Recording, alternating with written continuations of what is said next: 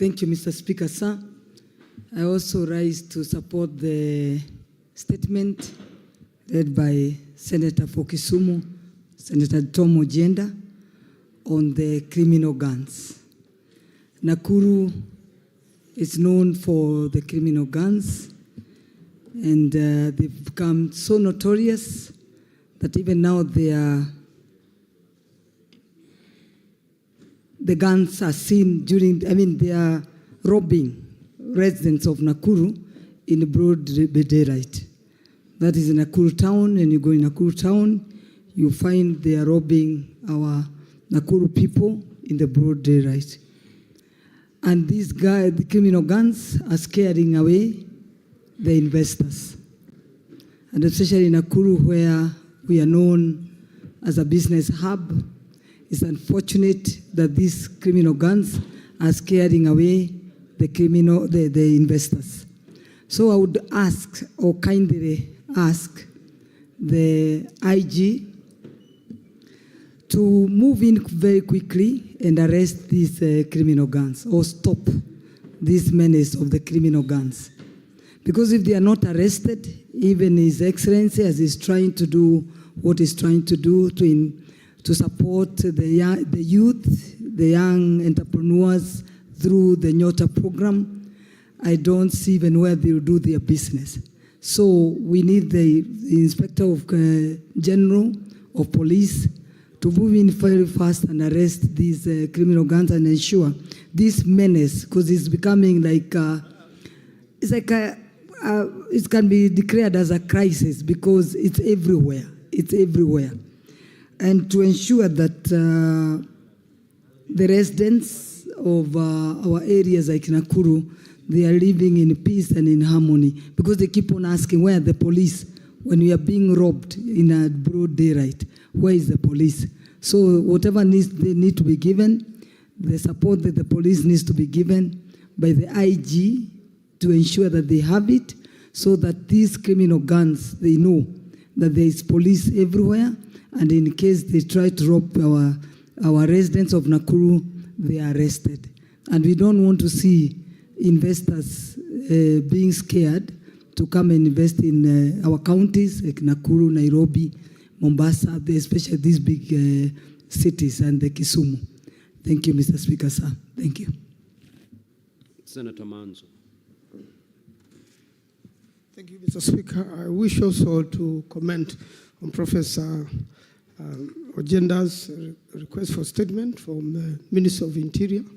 Mr. Speaker, the gangs have really become a menace. And worse is when they operate during political rallies, it makes things uncertain, because in the process, anyone, whether a member of parliament, a member of public, can be injured. And it's a time now these gangs are dealt with. We have seen sometimes gangs working under the protection of police, especially in the city when there are demonstrations, or what was witnessed in a church recently in Nyeri. So one asks a question, why will people who are not uniformed, people who have no police number, do that sort of thing? We have also seen at times, like the attack in Nyeri, bullets and the tear gas canisters on windscreens. Mr. Speaker, this has to stop, because it can affect anyone, anytime. Even, Mr. Speaker, the time Parliament was stormed, the people who came here, you'll also call them like almost a similar act.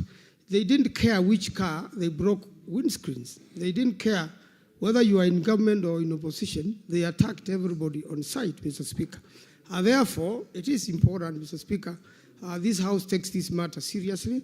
We get a conclusion. And also, Mr. Speaker, for the government to narrow the difference between the rich and the poor, Mr. Speaker. When there is failure of wealth distribution, when there is no hope with the youth, when there is joblessness with the graduates, Mr. Speaker, the only other way to look for food is either to be hired as a gang, or to form a gang and terrorize people and get a daily bread. Mr. Speaker, this is happening in some parts in Southern America. It is also happening in some parts in South Africa.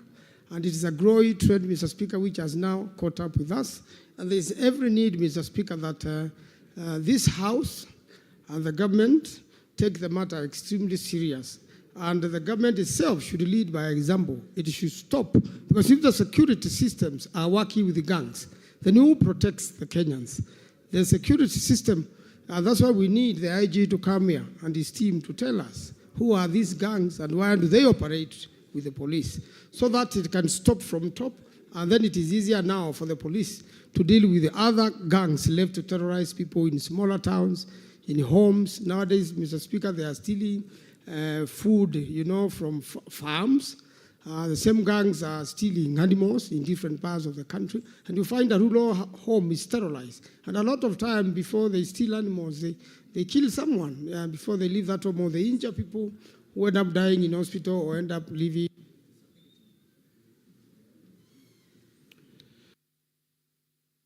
Honorable Senator Andrew Omtata.